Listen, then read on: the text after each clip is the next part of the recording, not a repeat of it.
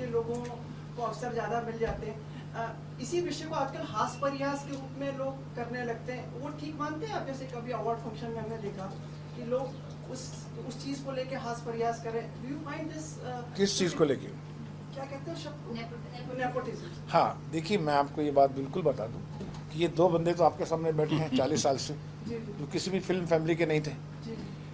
ये film industry में सबसे खूबसूरत बात यह है कि इसमें जात पात धर्म परिवार कुछ नहीं है, सिर्फ टैलेंट का कंपटीशन है। उनके भी बच्चे जो हैं बहुत टैलेंटेड हैं तो आ जाते हैं, अगर नहीं है तो रह जाते हैं। और देश के भी जितने बच्चे हैं टैलेंटेड हैं वो आ जाते हैं, चाहे दिल्ली से हों या पटना से हों या उधर से हों। कंपटीशन जो है इस सबसे खूबसूरती फिल्म इंडस्ट्री की यही है कि इसमें कुछ भी नहीं चलता है सिवाय टैलेंट के और मेरिट्स के।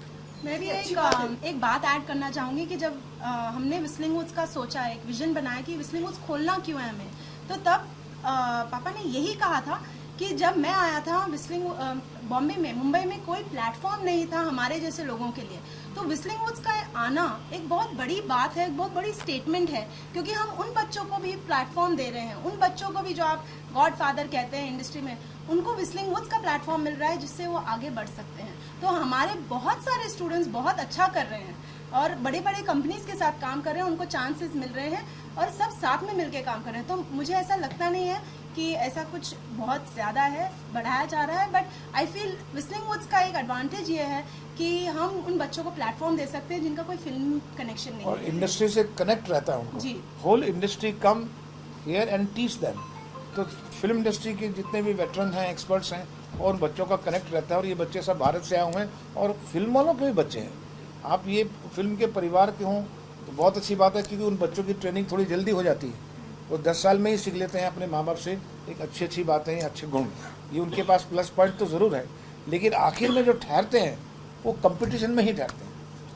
अपॉर्चुनिटीज़ उनको जल्दी मिल सकते हैं, लेकिन फाइनली कौन ठहरता है वो तो कंपटीशन है, मेरिट्स है। इनकी बात को, तुम्हारी बात को, इनकी बात को अगर समअप कर सकूं एक दो सेंटेंस में, तो यहाँ पे कलर ऑफ सक्सेस एक्सेप्टेबल है बिल्कुल, और स्मेल ऑफ फेलियर चाहे कहीं से भी है, किसी क्वार्टर से जो आदमी फेलियर है, सो कॉल्ड फेलियर, उसका एक्सेप्टेंस नहीं है। कलर ऑफ सक्सेस चाहे जहां से आ जाए, तिब्बत से आ जाए कि आपको टिम्बकटू से आ जाए, कि डेनी डेंजोम्पा आए, कि मिथुन चक्रवर्ती आए, कि शत्रुघ्न सिन्हा है, कि अमिताभ बच्चन है।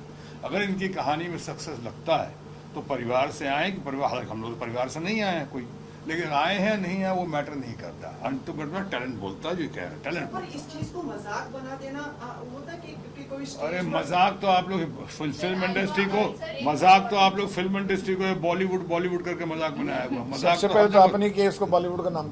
बॉलीवुड कहाँ से है ये बॉलीवुड है क्या कॉपी? हम लोग बॉलीवुड क्या are we copyist? You want to say कि बॉलीवुड जो है वो हॉलीवुड का कॉपी है। ये उन्होंने कहा था और हमने अपना लिया। आपने मंजूर कर लिया कि हम लोग नकलची हैं सब।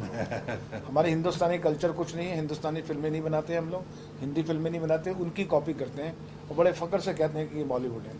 लेकिन सर जिस तरह से अभी रिसेंटली एक अवार्ड फंक्शन में करण जौहर, वरुण धवन और कुछ लोगों ने जिस तरह से मजाक उड़ाया कंगना रनावत का, हमने देखा नहीं वो प्रोग्राम तो हमें उसको कमेंट नहीं कर सकते। हमने सुना नहीं, मैं कुछ नहीं बोल सकता। और उन्होंने बोला नहीं। सर एक सवाल मैं पूछना चाहूंगी, मैं जानना चाहूंगी कि आज के वक्त में डिजिटल वर्ल्ड है और सोशल नेटवर्किंग साइट्स पे ट्रोलिंग बहुत होती है, किस तरीके से आप इसको देखते हैं? आज ही इरफान पठान ने अपनी वाइफ के साथ अपनी पिक्चर डाली थी जिसको काफी लोगों ने ट्रोल किया ये कह के कि गैर इस्लामिक है। क्या अपनी पिक्चर्स डालना या अपनी फ्रीडम ऑफ एक्सप्रेशन जिसे हम कहते हैं उस पर रोक लगाना किस हद तक सही या गलत? सोशल नेटवर्क देखिए, सामाजिक बर्ताव को, व्यवहार को पे टिप्पणी हम नहीं कर सकते, क्योंकि ये देश 125 करोड़ का देश है और विभिन्न लोग, जातियाँ, धर्म, रीति रिवाज, अपने इंडिविजुअल्स लेवल हैं, स्टाइल हैं, एक्सप्रेशंस के, इंटरेक्शन के। आप हर एक पर टिप्पणी करने लगेंगे तो आप खुद भी अपने आप को ग्रोथ नहीं कर सकेंगे। तो बेहतर है कि हम हर एक को अलग तरीके से जीने दें और हम खुद जितने सुंदर से तरीके से जी सकते हैं वो जिएं। टिप्पणी करना कोई एक अच्छी बात नहीं। सर आप कुछ कहना चाहेंगे? नहीं, ठीक कहा सुभाष घई ने जो कहा, बिल्कुल ठीक कहा, जियो और जीने दो जी। लेकिन आपने जो बात की, मैं ट्वीट करता हूँ डिफरेंट इश्यूज पे, बहुत सारे ट्रोल्स आते हैं, कई पेड होते हैं, कई चमचेज होते हैं, कई सिखाए हुए होते हैं, कोई भेजे हुए होते हैं, कई जेन्युइन भी होते हैं, लेकिन ज़्यादातर वो होते हैं जो फिक्स किए हुए होते हैं। और वो करते हैं, आपको गालियां देते हैं, तरह तरह की बातें, मुझको हो कि अनुपम खेर को हो कि इनको हो कि यहाँ तक रवीश को भी करते हैं और बाकी आप लोग भी शायद करते होंगे।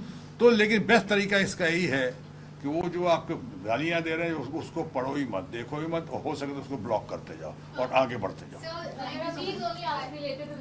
सर अभी हम ट्वीट की बात कर रहे थे, इंडस्ट्री में you are welcoming new talent which is a very good thing, but since a couple of years and it has been very prevalent that there's certain amount of, it's said that there's certain amount of racism prevalent in the industry, and people are being, and this is not, many actors have cited couple of examples. So we talk about advertisements showing, defining or stereotyping beauty in a certain way. Not only that, now even Nawazuddin Siddiqui, who is known for his talent, has recently tweeted about the same issue. So what's your take on it? आपको क्या लगता है? Is it prevalent and how far is it justified for the new talent also coming? ये तो एक विभिन्न विचार है, किसी को किसी तरह के नजर आता है, पर ये आज से थोड़ी है। मैं तो जब से जन्म लिया तब से मैं सुन रहा हूँ ये बात, कभी काला कभी गोरा, कभी सांवला कभी गारा कभी गोरा, ये तो चलता रहता है। लेकिन कुछ सेक्शन ऑफ लोग जो है ना, थोड़े से ही लोग हैं तो इसके ऊपर कभी टिप्पणी कर देते हैं, मजाक कर देते हैं, हास्यास्पद हो जाते हैं। लेकिन कोई आम जनता अगर आप देखें और तो सभी लोग देखें, वो कभी भी टिप्पणी नहीं करेंगे इस बात पे, कभी भी इस पर कमेंट नहीं करेंगे। उनके लिए एक अच्छा इंसान और बुरा इंसान दो ही लोग हैं, काला गोरा पचा पीला वीला कुछ नहीं है। But sir, film industry में is it really prevalent because of that काफी talent को मौका नहीं मिलता है? जी नहीं, बिल्कुल नहीं। हमने तो कभी सोचा नहीं कि जब हमें किसी आर्टिस्ट को मैं लूँ और किसी के एक्ट्रेस को या एक्ट्रेस को या टेक्नीशियंस को, तो मैंने कभी नहीं देखा कि ये कौन सी जाति से है, कौन से रंग से है। वो है तो है, वो चाहिए तो चाहिए, वो एक्टर है मेरे लिए, वो टैलेंट है मेरे लिए। एक लाइन में ऐड कर दूं इस पे, पहले हम मीडिया के अपने दोस्तों से भी अपील करते हैं कि काला गोरा का जिक्र जो किया है, फेयर एंड लवली और तरह तरह के ऐड चलते हैं और तरह तरह की बातें चलती हैं, मीडिया को भी बंद करना चाहिए। हमारे फ्रेंड्स से अपील है, वो आता है एक मीडिया एक ऐड देखता हूँ कि एक लड़की है और वो थोड़ी गोरी नहीं है, तो सामने कोई लड़का दूसरी लड़की खड़ा ऐसे करता है कि कहाँ है, बाद में रो रही है, फिर अपने बहन उसके दोनों खूबसूरत लड़कियाँ।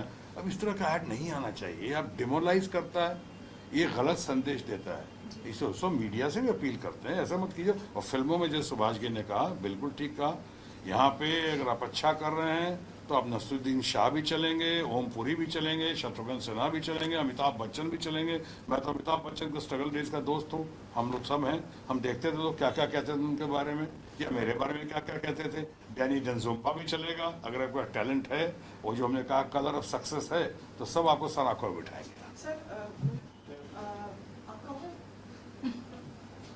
टाइम पास है, आपको बोल आप मुझे बताइए कि अब हम आपको और कहाँ देख पाएंगे, कोई फिल्म या कोई अभी मैं निगोशिएट कर रहा हूँ उनके साथ, इसलिए हमने कहा फेलिसिटेशन से काम नहीं चलेगा, सिर्फ अवार्ड से काम और नहीं चलेगा। ये जो स्पीच उन्होंने दी वो काफी नहीं थी अंकल, अभी आपको आके पूरा मास्टर क्लास लेना है। बोल रहा था Subhash, it was too short, it needs to be a proper master class thank session. You अभी नहीं, बेटा। अभी नहीं, कर देना कि बताइए, मतलब क्या कुछ गंभीरता से बताइए कि कुछ अभी हम देख पाएंगे आपको कोई फिल्म में, या कोई जैसे आप कॉमेडी में कई बार रहे हैं, तो कोई कॉमेडी शो में आना चाहेंगे कुछ ऐसा? देखो वो सही माने में तो मल्टी डायमेंशनल पर्सनालिटी हो गया हूँ, टेलीविजन भी किया, सिनेमा भी किया, पॉलिटिक्स भी कर रहा हूँ, स्टेज भी किया, सब कुछ।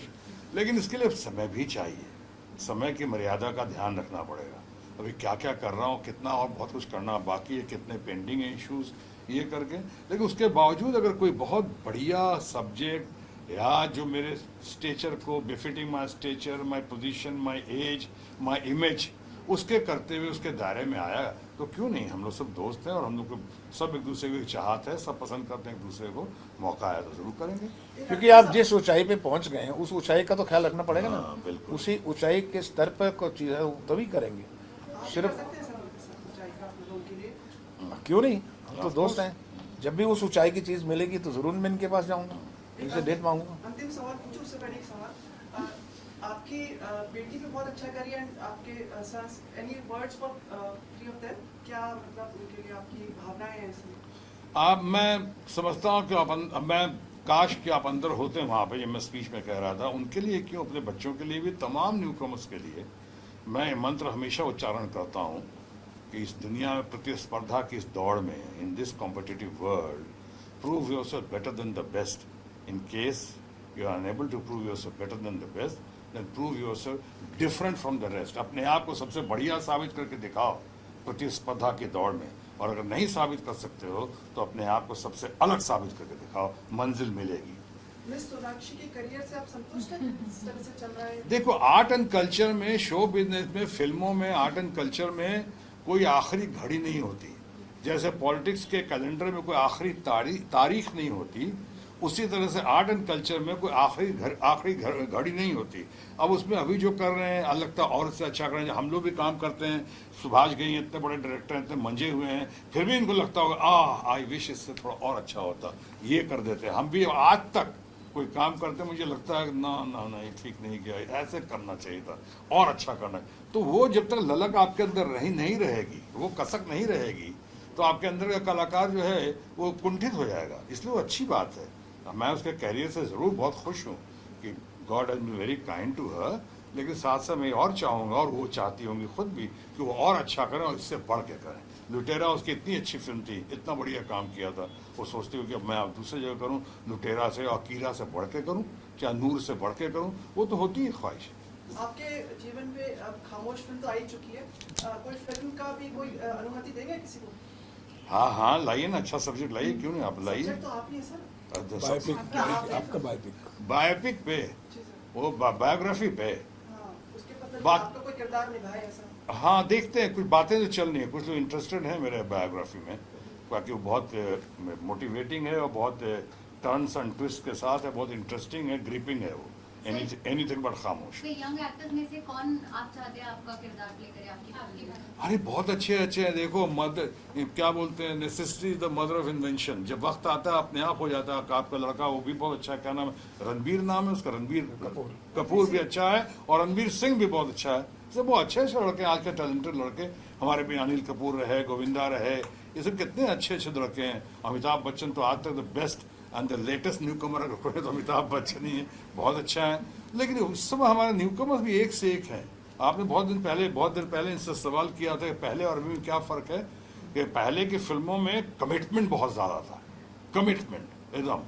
आज की फिल्मों में प्रोफेशनलिज्म बहुत ज़्यादा है, thanks to the new culture. तो जैसे हमारे में बड़े अच्छे से लड़के प्रोफेशनल, ऐसे अच्छे मंजे हुए डायरेक्टर मिलेंगे सुभाष घई जैसे, तो उनको सांचे में डाल लेंगे। सर सुभाष जी से पूछना पड़ेगा सर, एक what is your vision for next 10 years? Yes. Next 10 years is to develop the next generation of filmmakers who can go and win Oscar awards every year. And we will do that. We'll see to it that our Indian filmmakers tell Indian stories with our own heritage, with their own Sanskriti, our own 10,000 stories, and reintroduce India to other nations, that we Indians are very strong. India is the strongest country, not by aping them, but making their own films with their own culture, with their own people. This is my mission. You ask me, through Whistling Woods only. So we develop them, we educate them. You go to your own roots, go to your own ancient heritage of the literature, and pick up those stories and make films. If they could make 10 Commandments, why can't we make Krishna for the international market? Let them know who we are. That's our mission. जो इनकी बात को मैं समझाऊं, उसको एक line में कह सकूं, एक वाक्य में तो कह मुझे सकता बहुत लाइनें बोलनी पड़ती हैं। to develop the next 10 years, he would like to develop the next generation into the best generation through Whistling Woods. Sir very nice. Sir एक लास्ट सवाल आपसे, आज विस्लिंग वुड्स का स्टूडेंट्स का रिजल्ट आया है, 20 तारीख को एक और रिजल्ट आएगा, उसके बारे में आपकी कोई राय? खामोश।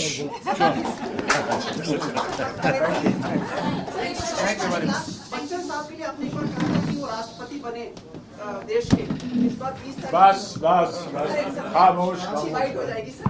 नहीं, मैं अभी तो ख्वाहिश है, अभी तो स्कोप है नहीं, स्पेस है नहीं, लेकिन वो तो हमारी अभी भी ख्वाहिश है कि बच्चन साहब हर मुकाम पे कामयाब रहे हैं, हर मुकाम को देखा है, इतना एक्सपीरियंस आदमी, इतना बढ़िया आदमी, इतना पॉपुलर, इतनी अच्छी छवि है।